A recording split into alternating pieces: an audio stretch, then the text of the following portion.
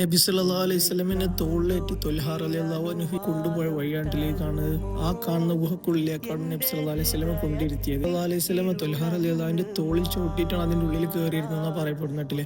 അതിന്റെ ഉള്ളിൽ ഇപ്പോൾ ഒരു നല്ലൊരു സോഫ സെറ്റ് പോലത്തെ പാറയാണ് ഇപ്പോൾ ഈ കാണുന്നിട്ടില്ല. ഇത് ഞാൻ ഫോട്ടോ ആഡ് ചെയ്തതാണ്.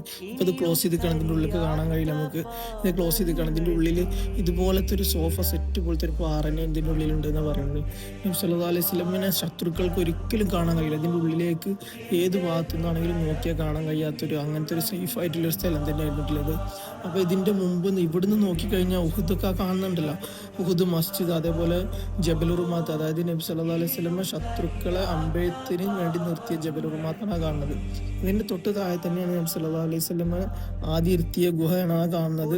അതുപോലെ മസ്ജിദുൽ ഫസലാണ് ആ കാണുന്നത്. ഇതെല്ലാം ഇതിൻ്റെ താഴെയാണ്. ഇവിടെ നിന്ന് കഴിഞ്ഞാൽ ഉഹുദ് മൊത്തമായിട്ടില്ല. ഈ ഒരു കാറ്റൊക്കെ അടിക്കുന്ന സമയത്ത് നമുക്കൊരു പ്രത്യേക ഒരു സ്മെല്ല് ഇതിൻ്റെ പുറത്ത് നിൽക്കുമ്പോൾ തന്നെ ഫീൽ ആവും. ഇത് കുറച്ച് കഴിഞ്ഞ് ചിലപ്പോൾ ഇതിൻ്റെ ഇതും ഓപ്പൺ ആക്കാൻ സാധ്യതയുണ്ട്. അപ്പോൾ അൽഹംദുലില്ലാ എല്ലാവർക്കും ഇവിടെ വന്ന് ഇതെല്ലാം കാണാനൊക്കെ അള്ളാഹു തൗഫീഖ് നൽകി.